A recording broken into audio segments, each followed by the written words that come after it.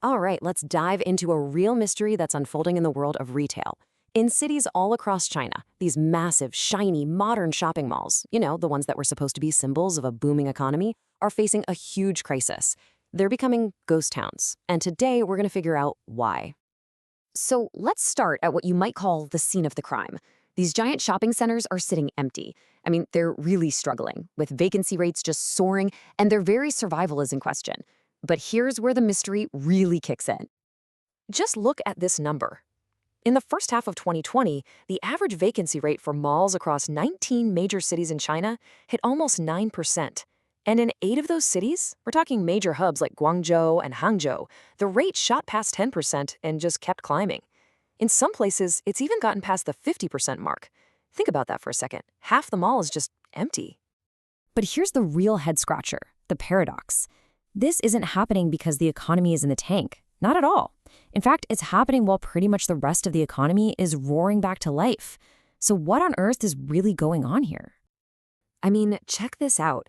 After a pretty sharp dip early in the year, China's GDP didn't just recover, it came roaring back, hitting 6.5% growth by the end of 2020. That was even stronger than before the pandemic.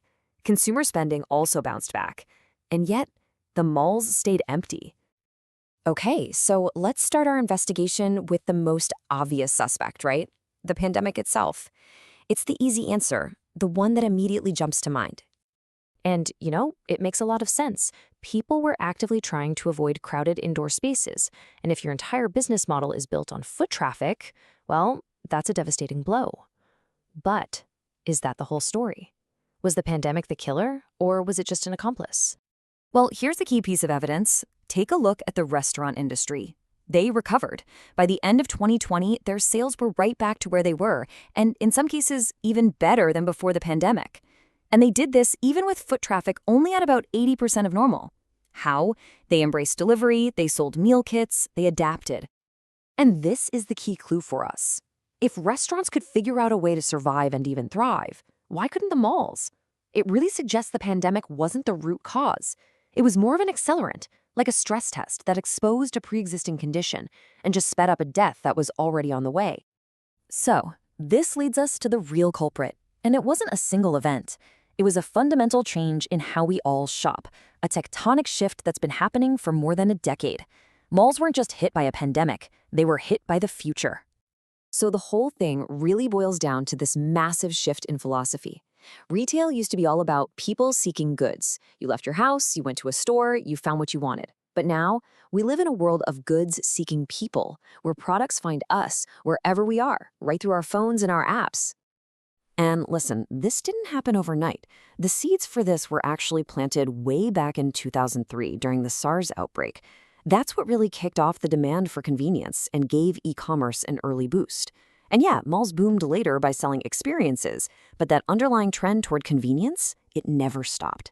Then, in 2016, this whole revolution got a name.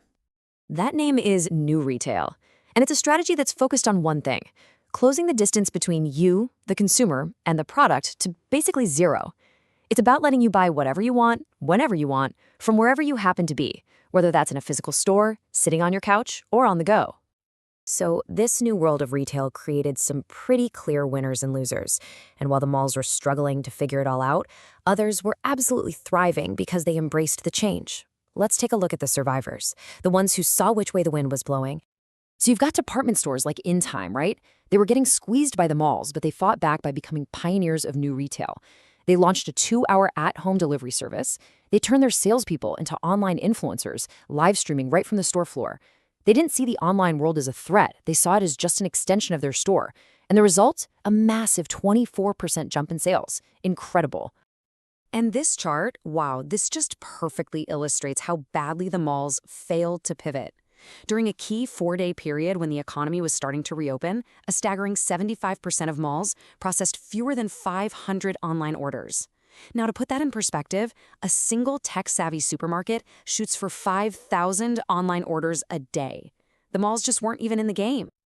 So, you have to ask yourself, why did they fail so badly? Well, it turns out their entire business model was a trap. See, mall operators make their money from rent and from taking a percentage of their tenants' in-store sales. So any sale that happened online was a sale that didn't happen in their building, which was a direct threat to their bottom line. Their model, which was perfect for the old world, left them totally unable and frankly unwilling to jump into the good-seeking people revolution. So the verdict from this whole investigation has huge implications, and they go way beyond just one country or one industry. This really tells us about the fundamental future of how we're all going to shop and live. The pandemic didn't kill the shopping mall. No way. It just signed the death certificate. The real cause of death was a failure to recognize that the primary place of shopping, the new center of the entire retail universe, isn't the store anymore. It's the home. And the key thing to take away from all this is that this isn't some cycle that's just going to reverse itself when things go back to normal. The expectation of ultimate convenience, of goods finding people, that's here to stay. This is a permanent rewiring of how we all behave as consumers. And that leaves us with one final crucial question for basically all physical businesses out there. In a world where almost any product can find us instantly at home, what is the new purpose of a physical place?